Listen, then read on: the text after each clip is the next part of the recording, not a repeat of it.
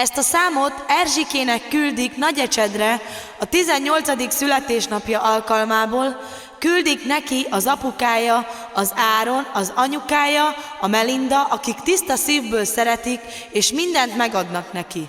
És kívánják, hogy az Isten adjon neki erőt, egészséget és boldogságot, hosszú életet, és kívánnak neki a továbbtanuláshoz sok sikert és kitartást. És az öccse, az Áronka is kíván neki nagyon sok boldog születésnapot.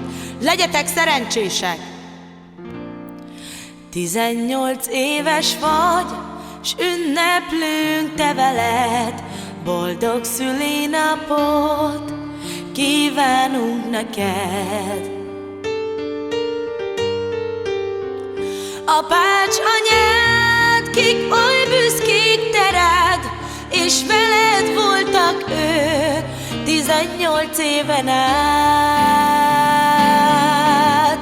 Az életünk, lányunk te vagy, gond, büszkeség, könny és remény. Amíg csak élsz, vigyázzunk rád, élj boldogan.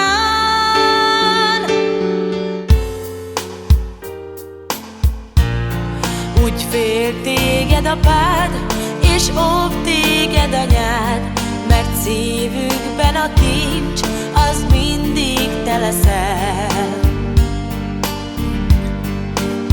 Elmúlt a gyermekkor, és felnőttél, és Erzsike ma 18 éves lettél. Az életünk, lányunk te vagy, gond, büszkeség, könny és remény. Amíg csak élsz, vigyázzunk rád, élj boldogan.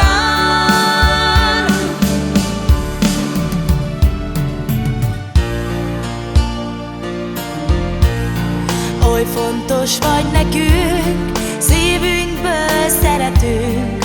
Ó, Erzsike, te vagy az első gyermekünk. Hogy boldog légy, mi mindent megteszünk, és addig, amíg élünk, melletted leszünk. Az életünk, lányunk te vagy, gond, büszkeség, könny és remény.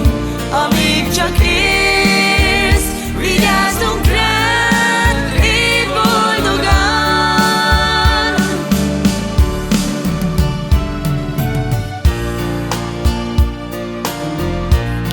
A tovább tanuláshoz kívánunk neked sok-sok kitartást, és nagyon sok sikert.